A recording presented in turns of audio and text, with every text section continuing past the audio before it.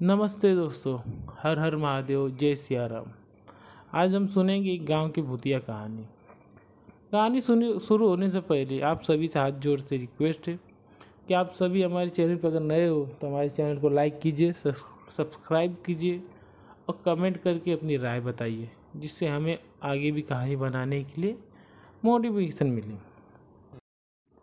ये कहानी है आजमगढ़ ज़िले के एक छोटे से गांव की। बताया जाता है वहाँ बहुत पहले कब्रिस्तान हुआ करता था। उस कब्रिस्तान को आज के समय तो बंद कर दिया गया है और उसके सामने जो रास्ता रोड जाती है, उस रोड पे हनुमान जी का बहुत प्यारा मंदिर बनाया हुआ है, जिस मंदिर में हर समय हर दिन दर्शन करने के लिए वहाँ के भक्तजन आते रहते हैं। और जस्ट हनुमान जी का मंदिर के सामने एक छोटा सा स्कूल बनाया गया है। अभी तो वहाँ पर ऐसा कोई अनुभव किसी ने किया नहीं है, पर हम एक कहानी हमको जिसने भेजी है वो बताते हैं कि वहाँ पर पहले बहुत ऐसे चीज़ हुए जो कि नहीं होना चाहिए था, किसी ने सोचा नहीं था। तो हम चलते हैं कहानी पे। ये कहानी उस समय की है जिस समय गांव में ना लाइट हुआ करती थी, ना किसी तरह के सुख सुविधा हुआ करती। वहाँ के रास्ते कच्चे पक्के ना। तो गांव के लोगों ने सरपंच से जब बात की, सरपंच ने ये बात सरकार से की। सरकार ने कुछ साल बाद वहाँ पे एक रोड बनाया जो कि एक कब्रिस्तान से गुजर के जाने वाली रोड थी। परंतु उस रोड के बनने के बाद लोगों को एक जगह से दूसरी जगह जाने के लिए आसानियाँ होने लग गई, बस सुविधा चालू हो गई, लोगों का आना जाना चालू हो गया। परंतु उसी बीच में एक दिन ऐसा आया कि उस रास्ते से एक ऐसा व्यक्ति गुजर रहा था जिसके बारे में किसी ने सोचा नहीं था कि वो व्यक्ति इधर आएगा, उसके आने से क्या क्या समस्या होने वाली। जब वो व्यक्ति इस गांव से जा रहा था तो उसका नज़र इस कब्रिस्तान में पड़ा और कब्रिस्तान में उसने एक ऐसी चीज़ देखा जिससे कि उसे बहुत खुशी मिली। वो उस कब्रिस्तान में एक ताज़ा कब्र देखा था। ताज़ा कब्र देखने के बाद इसकी खुशी का कोई अनुमान नहीं लगा सकता जितना ये खुश था, क्योंकि ये बहुत साल से ये ताज़ा कब्र की तलाश में भटक रहा था। अब दिक्कत क्या थी कि इसने ताज़ा कब्र तो देख लिया, अब ये चाहता था कि उस कब्र पे जाके अपनी साधना पूरी करे। परंतु गांव इस कब्रिस्तान से ज़्यादा ही दूरी नहीं थी, बस 2 किलोमीटर का फासला था और अक्सर यहाँ से कोई न कोई गुजरता रहता था। अब इसको ये बात तो भले ही पता थी, गांव वाले ने देख लिया तो मेरी खैर नहीं। इसने कुछ दिन तक उस गांव के चक्कर लगाए। चक्कर लगाने के बाद 2 हफ्ते के बाद इसे चांस मिल गया कि अपनी साधना पूरी करे। तो उस दिन उसने सारी सामग्री लेकर आया, कब्रिस्तान के अंदर गया, कब्र पे गया, अपनी साधना चालू कर दिया। इसकी साधना जैसे पूरी होने वाली थी उसी समय एक व्यक्ति ने, एक गांव वाले ने उसे देख लिया और वो भागते हुए पूरे गांव वाले को लेकर उस कब्रिस्तान की ओर बढ़ने लगा। अब इस तांत्रिक ने वो सभी गांव वालों को अपनी ओर आते हुए देख कर वहाँ से वो साधना अधूरी छोड़ के अपना जान बचाने के लिए भाग गया। वो ये बात भूल गया था कि वो जिसे सिद्ध कर रहा था, जिसे अपना बुला रहा था, जिसे वो शक्ति, वह आत्मा वहाँ आ चुकी थी। बस उसे भोग की ज़रूरत थी कि उसे भोग दे दे और अपना काम जो था वो करवा ले। परंतु उसे भोग देने से पहले ये वहाँ से भाग गया। अब उसके भागने के बाद गांव वालों ने क्या किया कि वो जो उस तांत्रिक ने अपना सभी सामान यहाँ पर इकट्ठा जो किए हुए थे उसे इन्होंने एक डंडे से बिगाड़ दिया।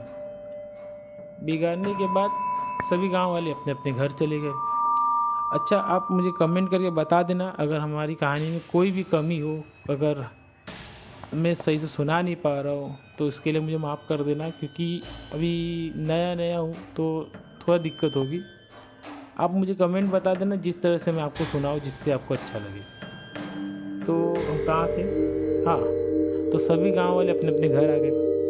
कुछ दिन बीता, नॉर्मल था, सब नॉर्मल था, कुछ ऐसा घटना नहीं कि भूतिया कहानी, भूतिया एक्टिविटी, पैरानॉर्मल एक्टिविटी चालू हो जाए, कुछ नहीं। बस कुछ समय बाद वो तांत्रिक दोबारा आया। उस तांत्रिक जब दोबारा इस गांव में कदम रखा रात के समय, तो उसने फिर से वो साधना करने की कोशिश की, परंतु यह भूल चुका था कि वो साधना आधा अधूरा छोड़ के जा चुका था, जिससे कि वो जो आत्मा आई हुई थी बहुत नाराज़ थी। उसने उसे देखते ही उसे स्वर्गवास पहुंचा दिया। जब सवेरा हुआ तो उस कब्रिस्तान में इस तांत्रिक की लाश देखी गई। गांव वाले उस तांत्रिक की लाश देख के बहुत डर गए। ये भगवान, ये क्या हो चुका?